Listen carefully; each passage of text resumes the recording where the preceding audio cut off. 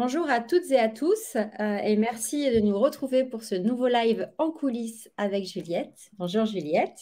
Bonjour à tous et à toutes. Donc l'idée de ce live, c'est de découvrir les coulisses et la réalité du métier de Juliette.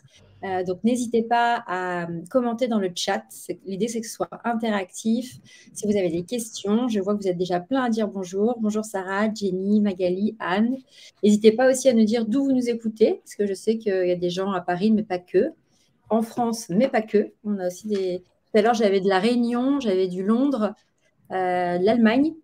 Alors, on a du Grenoble. Comme ça permet aussi aux retardataires d'arriver, le temps de se poser ces questions-là. Donc, bonjour à tous et enchantée.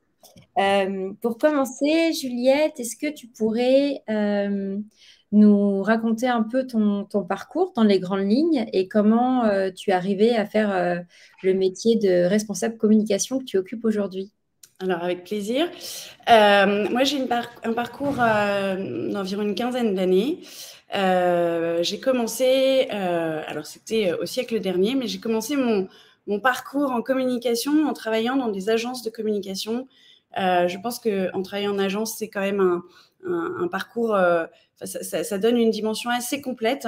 Ça apprend plein de choses, notamment à travailler dans l'urgence, à savoir être sollicité sur moult sujets. Suite à ça, pour un parcours un petit peu classique, j'ai décidé d'intégrer, de passer de l'autre côté du miroir et de passer chez ce qu'on appelle encore aujourd'hui, me semble, l'annonceur.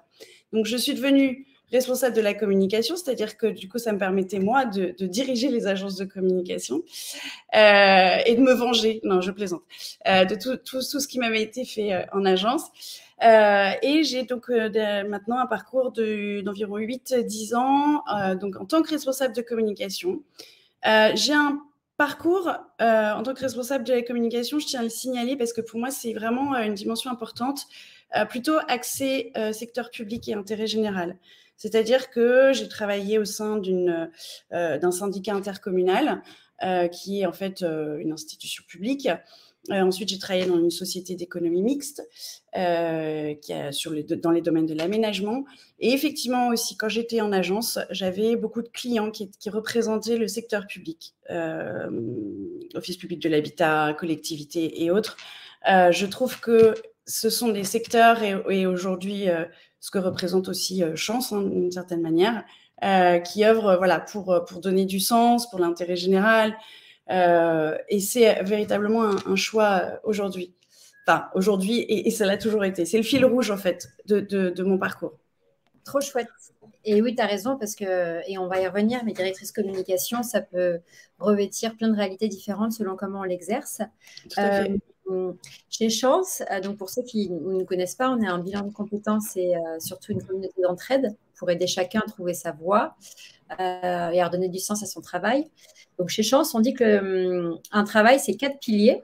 Si tu veux, on va pouvoir commencer par le premier, qui est le métier. Si tu devais expliquer aux gens qui nous écoutent, directrice communication, en quoi ça consiste, est-ce que tu peux nous dire un petit peu c'est quoi tes missions quotidiennes, ta journée type? Alors, malheureusement, je ne crois pas qu'il y ait une journée type, mais en tout cas, dans les missions quotidiennes, ce poste, effectivement, tu as raison de dire que ça peut être, voilà, c'est intitulé responsable communication, mais de la façon dont je l'exerçais, c'était plus en tant que directeur de la communication. La différence étant que parfois, quand on est responsable, on a au-dessus, comme N+1, un directeur ou une directrice de la communication. Moi, j'étais dans des structures, on va dire, de taille assez réduite, d'où mon accompagnement plutôt auprès de dirigeants en direct, directrice ou directeur général, ce que une certaine personne qui a déjà fait ce parcours appelle murmurer à l'oreille des puissants, mais moi, c'était loin de là. En tout cas, une journée type d'un responsable communication, en étant effectivement dans une structure, qu'elle soit publique ou privée, je pense qu'il y a deux aspects. C'est à la fois une partie conseil stratégique, dans la mesure où on va conseiller un dirigeant, on va conseiller plusieurs services ou directeurs de la structure dans le côté stratégique. Souvent, on construit un plan stratégique de com qui est parallèle au plan stratégique de l'entreprise et qui l'accompagne sur les sujets clés et les grands objectifs sur 2 à 3 ans. Aussi, il y a également effectivement une partie qui est beaucoup plus opérationnelle, qui consiste effectivement à se rendre disponible pour toutes les demandes. Voilà, la communication, on le sait, c'est un service support et stratégique ou pas. On va vous demander plusieurs choses en même temps et c'est de savoir à ce moment-là distribuer, on va dire, parce que vous n'êtes pas censé être seul. Alors encore une fois, ça dépend de la dimension de la structure, mais de dire qu'effectivement, il y a des personnes qui sont plus sur la com interne, la com externe, etc. Et puis, voilà, c'est à la fois, encore une fois, ce que j'aime, c'est cette dimension 360, stratégie et opérationnelle. Génial. Merci beaucoup, effectivement, pour expliquer cette dualité entre être capable de faire un peu de stratégie et être capable de mettre les mains dans le cambouis et de faire. Voilà. Il y a Magali qui nous demande quelles sont les compétences requises d'après toi pour être responsable de communication. C'est quoi les compétences et qualités dont on a besoin? Alors, avant tout, c'est une grande capacité d'écoute. Parce que vous allez être sollicité éventuellement par des directeurs ou directrices ou toute personne qui, finalement, va vous dire ah, bah, ce serait bien de faire ci, ce serait bien de faire ça. Alors, oui, il faut écouter la demande. Mais aujourd'hui, hashtag la com est un métier, il faut aussi savoir dire, voilà, vous souhaitez ça, moi je préconise d'aller de faire ça ou ça. Le problème en communication, c'est que souvent, on va vous donner les outils avant de penser stratégie. Donc, notre rôle, c'est effectivement d'écouter et de savoir recadrer. Alors, il faut savoir jouer un petit peu tactique, mais en tout cas, déjà, en premier lieu, effectivement, c'est l'écoute. Ensuite, il faut avoir une certaine forme de conviction, être capable d'engager, être capable de convaincre, être convaincu soi-même. Ça, c'est vraiment important. Effectivement, aussi, je dirais une capacité à embarquer. Parce qu'après, dans cette dimension-là, il faut aussi savoir, quand on a réussi à convaincre les plus puissants, je pense que la communication, avant tout, doit se décliner en priorité aussi en interne. Donc, être capable d'embarquer un collectif, de leur expliquer en agissant dans la transparence, tout en restant dans le respect de la confidentialité, forcément, de certaines actions. Voilà. Ouais. Tu vois, ce live, il est drôle parce qu'en fait... c'est un live où j'interviewe quelqu'un qui fait le même métier que moi. Donc, tu vas pouvoir compléter. Oui, parce que je suis aussi directrice communication. Non, mais moi, du coup, ce qui m'intéresse beaucoup, c'est qu'en fait, on a le même titre, mais on a des métiers qui sont assez différents. Moi, par exemple, concrètement, pour Chance, ça va être d'imaginer un plan de communication, donc ce que tu disais, la partie strat, et de le mettre en action. Ce que tu disais, la partie main dans le cambouis. Et j'adore du coup ça. Et du coup, nous, ça va être par exemple sponsoriser des podcasts pour qu'ils parlent de Chance. Ça va être organiser des live métiers pour faire connaître Chance via une façon utile, parce qu'on apporte une utilité aux gens. Ça va être une campagne dans le métro. Ça va être des pubs sur les réseaux sociaux. Toi, quel type de communication c'est? Parce que je suis bien consciente que la communication pour une entreprise comme Chance, c'est différent de la communication pour des entreprises publiques comme toi. Oui. Alors, effectivement, dans le secteur public, le côté désagréable de la chose, c'est qu'on est vraiment un service support qui va coûter de l'argent, mais qui n'en rapporte pas. C'est-à-dire que voilà, ça ne se matérialise pas par des espèces sonnantes et trébuchantes. On est vraiment sur de la com institutionnelle. L'objectif, c'est beaucoup plus de valoriser ou en tout cas de donner une certaine identité à une marque et de l'accompagner. Alors, vous allez me dire, ça sert à quoi? C'est pas palpable, c'est sûr. Mais en communiquant sur ce qu'elle fait, sur ses projets, sur ce qu'elle porte, notamment dans certains secteurs qui aujourd'hui, moi j'ai travaillé sur des secteurs aujourd'hui qui œuvrent dans le cadre de l'intérêt général ou de l'intérêt public, notamment sur tout ce qui est habitat, construction, etc. Donc c'est valorisé. Et ce que ça va lui permettre de faire ensuite, c'est effectivement de construire des partenariats qui vont encore plus valoriser sa marque, qui vont la faire connaître et qui vont lui donner une bonne image. En tout cas, on va essayer de lui donner une bonne image, ce qui va renforcer son attractivité et y compris au niveau des collaborateurs futurs ou au sein déjà de sa structure. C'est extrêmement important, il me semble, notamment sur des sujets effectivement comme cela, intérêt public, intérêt général. Donc, c'est pas palpable, on fait pas rentrer des sous, on en coûte parce qu'effectivement, une campagne de communication, faire des partenariats, que ce soit réseaux sociaux, que ce soit par des partenariats presse, voilà, tout ça, ça coûte de l'argent. Mais il faut voir à plus long terme. Oui, évidemment. Et je te rejoins sur le fait qu'il faut évangéliser, expliquer. Voilà. Tout le monde a l'impression de savoir ce qu'est la communication. Donc, c'est aussi un point du métier qu'il faut savoir parce qu'il y en a que ça peut vraiment énerver, quoi. Parce que c'est vrai que ça peut être fatigant.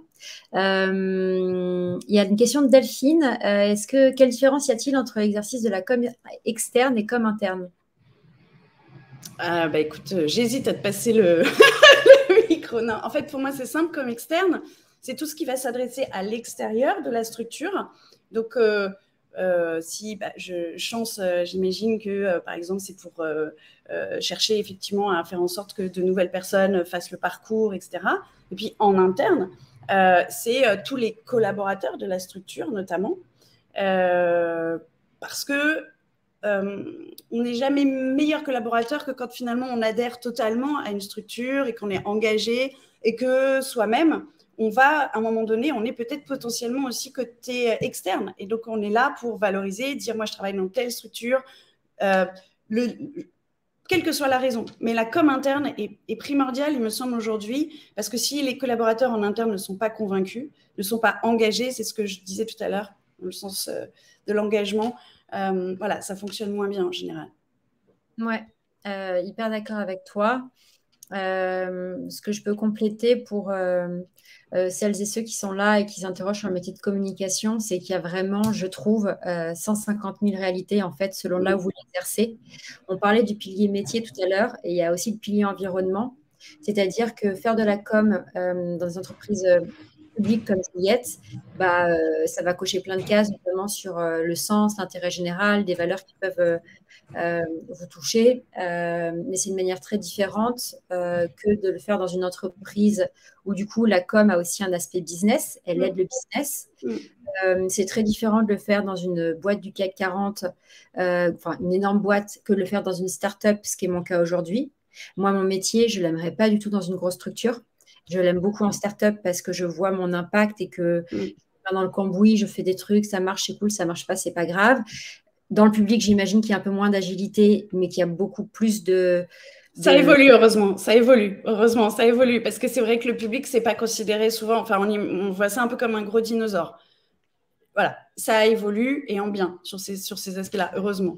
Bah, super. Mais voilà, c'était pour dire qu'en fait, pour ceux qui s'intéressent, moi, le meilleur conseil que je peux vous donner, et c'est d'ailleurs ce qu'on recommande dans le parcours Chance, c'est en fait d'aller sur LinkedIn. Vous prenez des personnes qui travaillent en communication dans plein de secteurs, vous leur demandez une petite interview de 30 minutes, ce qu'on est en train de faire avec vous là, mais du coup, vous n'avez que 2 réalités.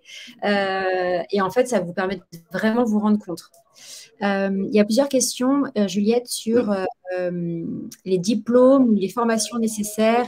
Toi, par exemple, si jamais tu dois recruter quelqu'un, qu'est-ce que tu vas regarder? Quel conseil tu donnerais à quelqu'un qui aimerait se réorienter vers le métier de la communication? Alors, dans le cadre d'une réorientation, je ne sais pas réellement. Moi, en tout cas, quand j'ai eu à recruter, certes, le diplôme à la base est important. Moi, j'aime bien...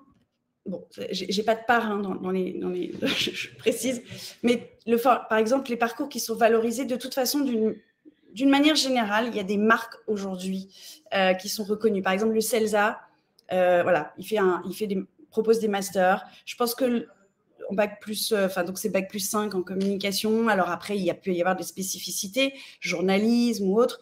Le journalisme, c'est important. Parce qu'encore une fois, quand on veut être responsable de la com, en fait, on n'arrive pas responsable de la com forcément comme ça. Je pense que c'est bien avant d'avoir peut-être été dans un responsable de la communication. Aujourd'hui, c'est un chef d'orchestre. Donc, c'est un chef d'orchestre qui va effectivement orchestrer celui qui va être en charge de la com interne, de la com externe, des réseaux sociaux.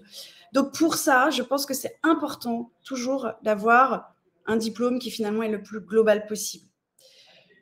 Et puis surtout, au-delà du diplôme, ce qui est hyper important, mais je pense que Marine, tu reconnaîtras, c'est aussi le fait de rester en alerte, d'être curieux, de se remettre en question sans cesse. Et on sait que dans les métiers de la communication, notamment pour tout ce qui est réseaux sociaux, voilà, si aujourd'hui on ne sait pas faire un post LinkedIn correct, il y a des tas de subtilités, c'est pas grand-chose, hein, mais voilà, il faut savoir le faire, donc il faut savoir se former, il faut s'entraîner. Voilà, c'est vraiment ça aujourd'hui qui compte. Après, il y a des écoles privées aussi, hein. Moi, j'ai fait une école privée, j'ai fait l'ISCOM, qui, il y a 20 ans, n'était pas forcément reconnue comme elle peut l'être aujourd'hui, mais parce qu'elle a su évoluer aussi en nouant certains partenariats. En tout cas, moi, je ne sais pas aujourd'hui s'il y a vraiment, je ne sais pas ce que tu en penses, Marine, mais un diplôme particulièrement reconnu. Mais je trouve que voilà, tout ce qui est un peu global et qui permet d'avoir finalement une connaissance, une approche un petit peu politique, stratégique, globale. Oui, donc l'ISCOM et le CELSA sont effectivement des écoles très bien reconnues sur le marché. Après, bon, c'est le classique, hein, mais toutes les écoles de commerce ou autres ont des spécialisations, mais là, on va peut-être pas refaire une école de commerce quand on est en réorientation. Moi, ce que j'ai envie de dire sur ça, c'est en vrai, moi, j'avoue que, mais après, c'est personnel. Je sais qu'il y en a qui sont très encore diplômes dans leur tête, mais moi, je m'en moque un peu du diplôme. Moi, ce que je vais plus valoriser, c'est est-ce que la personne a déjà fait un stage ou est-ce qu'elle a déjà fait le métier de communicant? Parce que j'avoue qu'il y a quand même un biais qui, je me dis, si elle a fait un stage ou un travail en communication, elle connaît la base, donc je gagne du temps parce que j'ai quelqu'un qui est plus facile. Opérationnel. Voilà, opérationnel. Après, je sais bien la difficulté que c'est d'avoir cette première expérience professionnelle quand on ne l'a pas encore faite. Je ne sais plus qui disait qui avait fait architecte, qui du coup avait des compétences de communication parce que il fallait aller pitcher des clients, construire. Oui, carrément, c'est quelque chose qui sont des compétences transférables dans le domaine de la communication. Le fait que tu as su monter un projet, le pitcher à un client, le mettre en image, en mots, convaincre. Donc après, c'est à toi de tourner quand tu vas faire ta lettre de motivation et ton CV, de mettre en avant ces compétences-là et de vraiment écrire, oui, c'était architecte, mais tu peux mettre sur la partie communication, j'ai fait ça, ça, ça, ça, ça. Donc, réhabille ton CV au prisme de ce que tu veux faire passer. Et enfin, j'ai envie de dire sur la com, ce qui est génial, c'est que par exemple, vous pouvez, si vous avez un sujet que vous adorez, vous pouvez créer un compte Instagram sur ce sujet, vous pouvez écrire une newsletter sur ce sujet, vous pouvez faire des vidéos sur ce sujet. Et du coup, quand vous faites une lettre de motivation, vous dites, oui, moi, je n'ai pas forcément eu beaucoup d'expérience, mais regarde, je sais faire des posts parce que je comprends les codes des réseaux sociaux, je sais écrire, regarde cette newsletter, je sais ce qui fait un peu ce qu'on appelle créatif. Et du coup, ça montre que vous savez bien écrire, que vous savez faire des posts sur les réseaux sociaux, que vous avez compris les codes LinkedIn, Instagram. Et ça, ça a beaucoup de valeur en entretien pour prouver, vu que vous n'avez peut-être pas forcément le bagage de 50 com. Et aussi, moi, je connais ce secteur-là, mais startup, ça recrute beaucoup et c'est, je trouve, beaucoup plus moins regardant. Donc, plus ouvert au profil en reconversion. Il y a une autre chose, parce que je tiens à le dire, je l'ai découvert il y a pas spécialement longtemps d'ailleurs. Je suis aujourd'hui, j'ai su par exemple que s'il y a des personnes aujourd'hui qui sont inscrites chez Pôle emploi, on peut faire un stage, même quand on a 45, 50 ans. On peut faire un stage.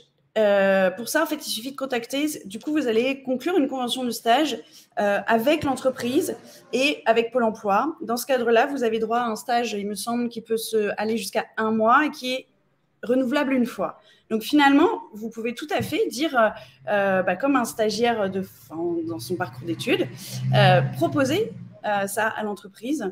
Ça lui permet, vous, de tester le métier et elle de vous tester. Voilà. Après, je suis d'accord avec toi. Je pense qu'il y a des structures qui sont plus ou moins ouvertes à ce genre de choses que d'autres. Et c'est vrai que là-dessus, mais il faut tester. Il y a une chose qui est importante dans la com, c'est qu'il faut vraiment oser. Il faut oser, il faut y aller. Je sais que c'est pas facile. Voilà. Et puis, on va se prendre 10 refus pour peut-être avoir un échange ou peut-être avoir un accord, un oui, mais c'est pas grave. Il faut y aller, il faut continuer. parce qu'on est convaincu de ce qu'on fait, de l'intérêt. Donc oui, je pense que aussi, voilà, dans ce cadre-là, s'il y a des personnes aujourd'hui, parce que je suis dans les groupes Facebook aussi et je vois, voilà, il y en a certains qui sont indemnisés pour l'instant, par exemple, par Pôle emploi. C'est des choses qu'on ne connaît pas forcément beaucoup, mais qui existent et qui peuvent être utilisées, il me semble, dans ce cadre-là. Ouais, je confirme. On a eu chez Chance un stagiaire de, je sais pas, 55 ans, Denis, qui vient de l'emploi, est venu faire une immersion chez Chance sur les métiers qui l'intéressaient. Donc oui, et puis de plus en plus, il y a des aides à la reconversion. Oui. Enfin, donc il faut pas mal fouiller aussi sur ça. Oui, c'est ça. Dans les autres questions que j'avais pour toi, l'idée des live métiers en coulisses, c'est de vraiment donner un aperçu de la réalité, enlever les fantasmes positifs comme négatifs, sachant que c'est évidemment très personnel, hein. Mais toi, qu'est-ce que tu adores et qu'est-ce que tu aimes moins dans ton travail? Alors, ce que j'adore, c'est... en fait, je me sens investie d'une mission d'évangélisation, pas, je ne sais pas, mais je me sens investie d'une mission. Donc, ce que j'adore, c'est... Alors, j'ai une certaine autonomie, donc je veux organiser ma journée. Et ce que j'adore, c'est de pouvoir, en tant qu'encore une fois responsable communication, c'est de pouvoir passer d'un sujet à l'autre. C'est-à-dire répondre à un besoin rapide, opérationnel sur un DG ou une secrétaire générale qui s'interroge sur les grands sujets sur lesquels il faut communiquer justement en interne. Et comme moi, j'aurai une autre vision, une autre approche, parce que des gens seront venus me voir et m'auront dit ah oui, tu vois, il y a ça, mais nous, on n'a rien compris, ce serait bien quand même qu'ils nous parlent. Bon, bah, c'est du coup de faire en sorte que ça fonctionne, que les collaborateurs se soient sentis entendus et de faire entendre qu'il y a ce besoin-là. Et puis après, ça va être, encore une fois, de passer à l'opérationnel parce que le lendemain, il y a une très grosse inauguration et qu'il faut finaliser soit le discours du DG, donc il faut savoir écrire, il faut savoir le relire, il faut savoir être rapide. Alors, rapidité ne veut pas dire qu'on bâcle, mais c'est rapidité, efficacité, c'est cette capacité de jonglage. Après, parce que du coup, ça ouvre le champ des possibles, encore une fois. Moi, je ne sais pas être monotâche, mais c'est chacun son truc. Après, ce que j'aime moins, c'est aussi ce qu'on disait tout à l'heure, c'est-à-dire que le métier de la communication est rarement valorisé. À partir du moment, encore une fois, où il n'est pas B2C, c'est-à-dire où on n'est pas là pour vendre quelque chose, et en conséquence, de se prendre des remarques régulières sur ah oui, le logo il est comme ça, ou tiens, t'as mis du vert dans le truc, mais moi j'aime pas, moi j'aime. Bah, en fait, pardon, mais ça c'est pas possible. Moi, quand je vais voir un médecin, je ne lui dis pas oui, alors j'ai des boutons, donc j'ai telle maladie, donc merci de me faire telle ordonnance. Voilà. Donc chacun son métier. Toi t'aimes pas le vert, moi j'aime bien. Voilà. De toute façon, au final, c'est pas bien grave. C'est pas à toi qu'est destiné le flyer, l'affiche, peu importe. Donc ça, j'aime beaucoup moins, vraiment. Et c'est vrai que parfois, voilà, parfois c'est quand même assez. Voilà, ça peut être 10 fois par jour. Et puis après, il y a des jours où tout se passe bien, mais il faut savoir finalement prendre du recul. Ouais. Et effectivement, voilà, aussi dans la mesure où on est en lien direct avec des directeurs ou en tout cas avec des directions générales. Oui, c'est de se faire bousculer, c'est d'être aussi. Il faut savoir que dans ces métiers-là, mais ça, Marine, je pense que peut-être en agence aussi, tu vois ce que je veux dire, c'est-à-dire que finalement, on est corvéable à merci. Alors, moins maintenant, hein, mais l'appel ou le texto de 22 heures, au fait, j'ai pas vu passer vous m'avez pas fait valider tel truc, voilà. Bah, en fait, à 22 heures, non. Donc, ça attendra demain. Voilà, c'est aussi cette capacité-là pour faire redescendre la pression parce que c'est un métier qui peut être, en tout cas, assez stressant. Je pense que personnellement, je ne le vis pas pareil maintenant qu'il y a 20 ans. Voilà. En tout cas, il faut être capable de dire non. Ouais, je suis complètement d'accord. Je regardais les questions. Non, je les ai perdues. Enfin, oui, entièrement d'accord avec toi. C'est une des choses très difficiles du métier de la communication que je pense, par exemple, n'ont pas les développeurs parce que personne ne comprend. Quand c'est technique, voilà, à partir du moment où c'est ultra technique, on ne va pas mettre son nez dedans. Voilà, donc c'est effectivement de savoir être pédagogue, savoir rester ferme. Et effectivement, c'est un métier qui est évidemment proche des dirigeants parce que c'est l'image de la boîte. Donc, ça veut dire être capable de discuter avec ces personnes-là, parce que ça peut mettre une certaine pression, c'est vrai, et que tout le monde peut ne pas se sentir avoir les épaules pour. Et effectivement, il y a beaucoup de réactivité, d'aller vite parfois, d'imprévus qui tombent, et donc de gestion du stress, c'est à savoir.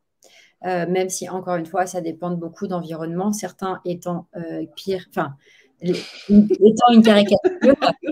Je suis passée par les agences comme toi, Juliette, et les agences, j'étais jeune, j'ai appris le travail, c'était hyper stimulant, mais on est à la limite de ce qui est acceptable quand même en termes d'horaire de travail et de vie privée, vie professionnelle. Mais ça aussi, ça tend à évoluer, hein, parce que là, je travaille encore, j'ai des liens avec des agences où je les vois énormément et où ils se structurent en interne, même dans des PME, hein, avec notamment une espèce de...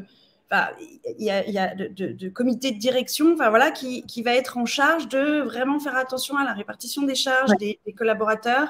Et ça, il y a 20 ans, ça n'existait pas. Enfin, je veux dire, la charge, tu la prends, tu fais avec. Voilà, c'est tout. C'est vrai, évidemment, dans tous les secteurs et métiers, ça tend à s'améliorer, notamment parce qu'ils y sont obligés. Il y a eu ce compte assez célèbre de Balance ton agency sur Instagram qui a montré les dérives qu'il y a pu avoir par le passé. Donc, super, très clair sur ce que tu adores, ce que tu aimes moins. Et donc, j'ai chance, on a fait le pilier métier. Il y a aussi le pilier finalité. C'est le sens que toi, tu y trouves. Quel sens, toi, tu trouves dans ton métier? Alors, c'est un sens. Le sens que j'y donne, c'est d'avoir l'impression, par mon prisme, de participer à l'évolution, transformation, on va dire, du monde de demain parce que je suis dans le secteur public. Et je tiens à dire, voilà, je voulais aussi ajouter une chose. On peut être, par exemple, j'ai découvert ça aussi assez récemment, enfin l'année dernière, par exemple en étant bénévole au sein d'une association. C'est une autre manière de voir les choses, mais c'est aussi extrêmement intéressant et extrêmement formateur. On apprend de tous ceux qu'on rencontre finalement, et ça donne aussi une vision différente du métier. Donc moi, le sens que j'y trouve, c'est l'intérêt général et l'intérêt public. Ça, c'est le sens que moi j'y donne. Après, chacun là-dessus, Marine, toi, je sais pas ce que tu donnes. Mais voilà, c'est l'impression de faire partie de quelque chose qui bouge, qui avance et qui fait évoluer les mentalités vers d'autres sujets, d'autres façons de faire. Ouais. Ben moi, il y a un moment, je me suis posé la question de est-ce que mon métier me plaisait toujours?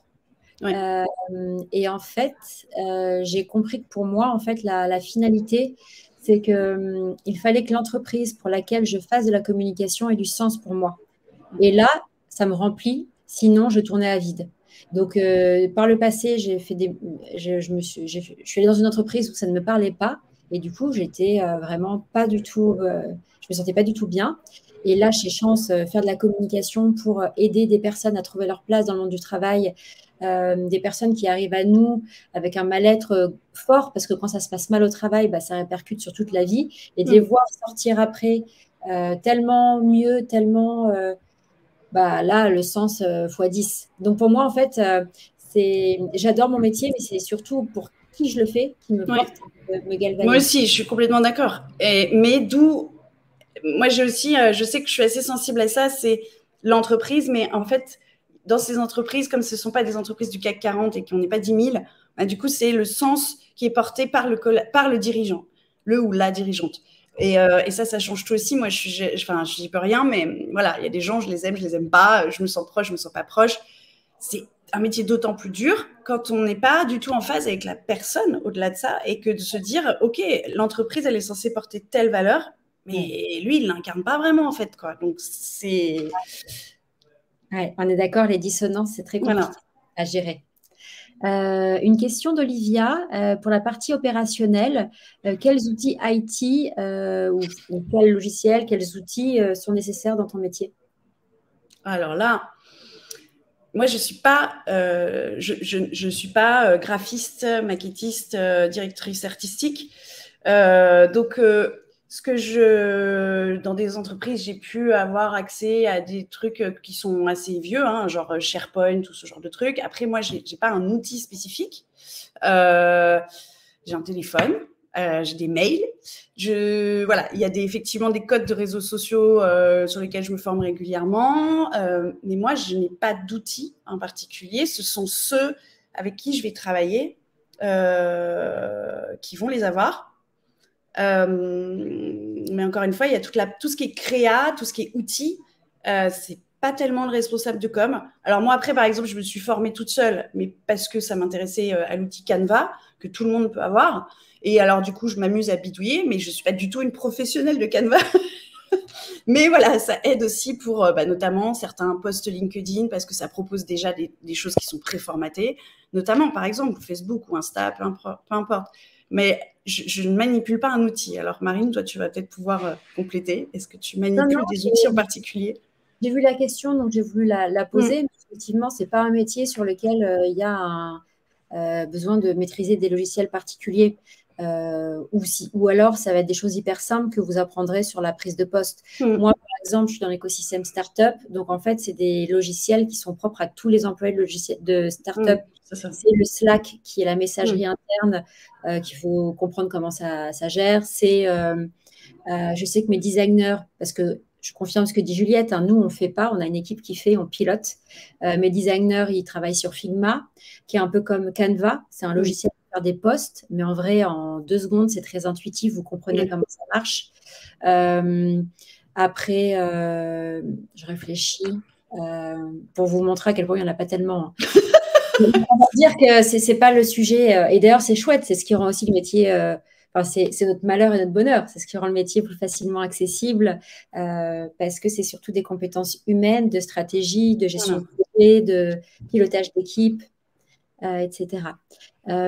Si vous voulez une dernière question peut-être, parce qu'on va arriver sur la fin du live, parce que ça passe très très vite. Peut-être, Juliette, parce que c'est une question qui est évidemment importante quand on parle d'un métier, en termes de rémunération, même si c'est évidemment, ça varie énormément selon là où on le fait, mais peut-être grosse maille, les postes d'entrée et les fourchettes quand on commence à évoluer. Alors, là aussi, il y a une grande différence entre le secteur public et le secteur privé. Ça, c'est clair. Secteur public, et encore une fois, dans le secteur public, il y a aussi plein de sous-maillons de la chaîne. Voilà, on peut considérer aujourd'hui dans le secteur public qu'un ou une directrice de communication avec, mettons, 10 ans d'expérience, par exemple, c'est entre 55 et 65 000 euros bruts annuels. Là, je parle à peu près à 10 ans d'expérience. Maintenant, forcément, si vous êtes même dans le privé, mais une structure équivalente, vous pouvez compter à peu près 10 000 euros de plus. En plus, il faut savoir que dans certaines structures, il y a des parts variables. Il y a des parts fixes et des parts variables. Souvent, la com, il n'y a quand même pas de parts variables parce qu'encore une fois, vous ne rapportez pas de business. En tout cas, là. Voilà, qu'est-ce que je... Et puis, en agence, c'est encore différent aussi. Complètement différent. Je pense que c'est l'équivalent, je pense, d'un directeur de clientèle, peut-être, ou d'un directeur conseil en agence. On est dans les peut-être 3 000, 3 500 euros, ou peut-être un peu plus, brut mensuel, là. Voilà. Oui, ça dépend effectivement énormément des structures. Mais en tout cas, c'est un métier où on peut monter les échelons et où on peut beaucoup monter en termes de salaire. Ce qui n'est pas le cas, par exemple, de métiers comme professeur des écoles où vous finissez à 2 000 euros votre fin de carrière. Une dernière question, j'ai peut-être raté l'info. Est-ce que vous travaillez avec une direction artistique ou est-ce que vous avez la main? Oui, on disait qu'on avait des équipes de designers. Ce n'est pas nous qui faisons. Voilà. Mais attention, parfois c'est pareil. On peut avoir l'équipe intégrée en interne dans la structure. Et quand on ne l'a pas, en fait, on externalise. Et donc, on va travailler avec, ça va être votre prestataire. Vous allez piloter effectivement une agence de prestation graphique, par exemple, avec qui vous allez travailler.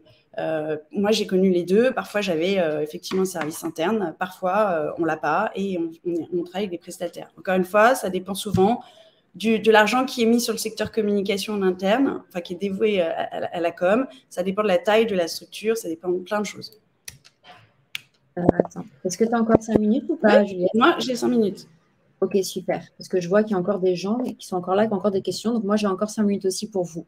Jenny, je suis désolée si j'ai loupé ta question. J'aime bien que tu me la remettes pour qu'on te la pose.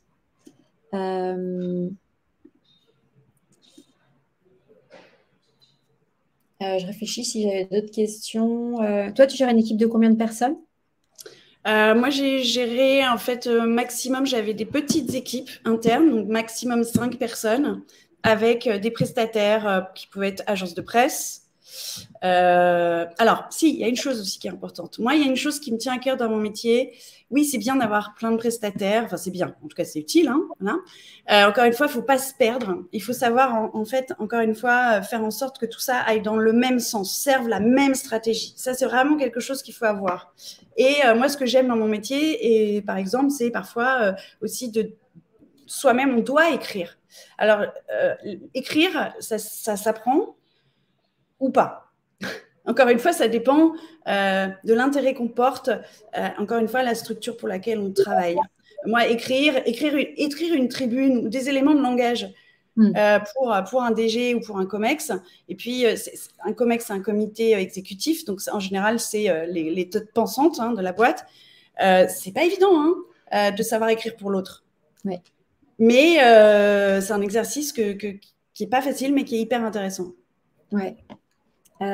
Complètement. Mais de manière générale, il faut quand même savoir bien écrire et aimer ça pour faire de la communication.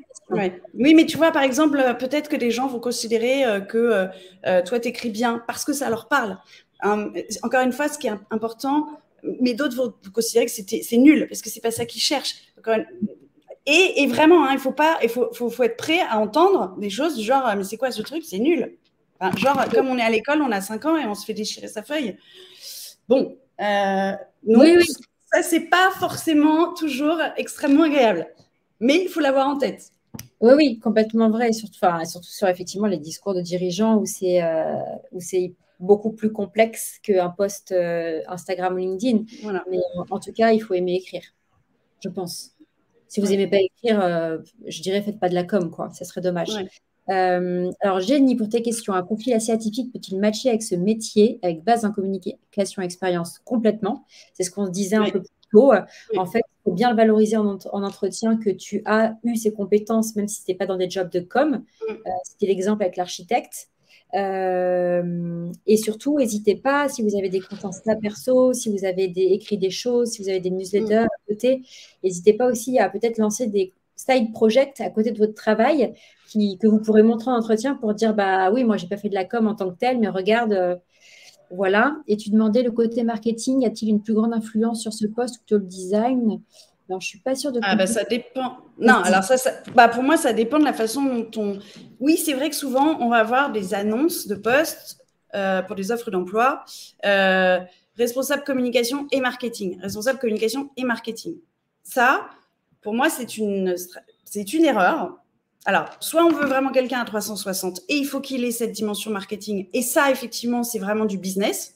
Donc, c'est ce qu'on disait tout à l'heure, c'est le B2C, le business to consumer. Il faut savoir vendre, je sais pas, il faut savoir vendre n'importe quoi à n'importe qui. La communication, et du coup, mais c'est vrai que c'est une dimension qui est très recherchée. Mais il ne faut pas se leurrer. Moi, je n'ai jamais fait de marketing en tant que tel. J'ai eu cette formation dans mes études, mais c'était il y a hyper longtemps. Maintenant, c'est vrai que quand on ne le fait pas au quotidien, là-dessus, il va falloir se former sur le tas. Ou en tout cas, moi, je fais plutôt ce qu'on appelle la com corporate, institutionnelle. Non, je ne sais pas vendre une bouteille de coca. Je sais pas. Mais c'est vrai qu'en tout cas, c'est quelque chose qui est très recherché. Je dirais que là-dessus, peut-être, c'était peut-être le sens de la question, le fait de savoir manier des outils, des logiciels, quoi, de Photoshop, InDesign, Illustrator ou autre, peut-être est moins demandé. Enfin, si c'est ça le sens de la question. Ouais, je suis d'accord avec toi. Et je pense que c'était ça le sens de la question, ouais. Effectivement, parfois, il y a la casquette responsable com et marketing. Beaucoup. Mais parfois, les boîtes ont un responsable marketing, ont un responsable com, parce que ce n'est pas les mêmes expertises. Et que le marketing est beaucoup plus business, avec de l'Excel, de la data, du reporting, ce qui, moi, est beaucoup moins mon flow. Hein. Et la com, qui va être beaucoup plus sur raconter des histoires, produire du contenu. Ce qui n'empêche pas de... moi, c'est pareil, hein, c'est plutôt... la même chose, raconter une histoire, être en capacité, encore une fois, de fédérer, d'engager des gens, notamment, pour avoir travaillé essentiellement dans des structures qui étaient dans des contextes lourds, de bouleversements internes, avec des changements de direction générale et autres, c'est comment on arrive quand même à garder certains collaborateurs ou à engager les nouveaux. Donc, il faut savoir écrire, etc. Donc, mais il faut savoir que c'est des choses qui sont parfois, notamment quand on voit les annonces, mal connues en fait de ceux qui passent les annonces. Voilà, je suis désolée, mais on ne peut pas avoir une expertise partout. Et là-dessus, vous pouvez être surpris, effectivement, parce que vous vous dites, mais attends, responsable, marketing, communication, comme interne, machin. Non, mais à un moment donné, le mouton à 5 pattes n'existe pas. Donc, il faut s'assurer, encore une fois, de la faisabilité. Et parfois, certains recruteurs s'en rendent compte aussi. Ou vont vous dire mais c'est pas grave, cette dimension-là, effectivement, vous allez le faire en arrivant dans le poste, etc. Mais en tout cas, ne pas hésiter aussi à dire attention, c'est pas non plus le gars qui sait tout faire, non, c'est pas possible ça. Ouais, entièrement d'accord avec toi. Et je pense que c'est bien de le dire. Sur ça, je sais. Sur ça, il faudra que j'apprenne. Mais j'ai envie. Parce que effectivement, souvent, les descriptions de poste sont lunaires. Hein. Pour moi, c'est lunaire. Donc, voilà. Des gens qui n'existent pas. Voilà. Mille merci, Juliette, pour ton temps. Avec plaisir. Pour vous rappeler, en fait, ces live métiers, ceux qui participent pour présenter leur métier le font gratuitement, ils donnent de leur temps pour pouvoir vous aider. Donc, merci beaucoup, Juliette, de nous avoir donné 30 minutes sur l'heure du déj, en plus un peu. Je vous ai remis dans le chat le lien vers la communauté d'entraide. Si jamais vous aussi, vous voulez aider et présenter votre métier pour aider d'autres personnes, n'hésitez pas. Je vois que tu as plein de merci, Juliette. Merci à vous. En tout cas, effectivement, c'est ce qu'on disait aussi en introduction. N'hésitez pas à me contacter via LinkedIn ou autre. Je répondrai avec plaisir parce que moi, j'apprends en répondant aussi. Donc, c'est important. Merci pour tout, Juliette. À très bientôt. À bientôt. Merci. Merci, au revoir. Bonne journée.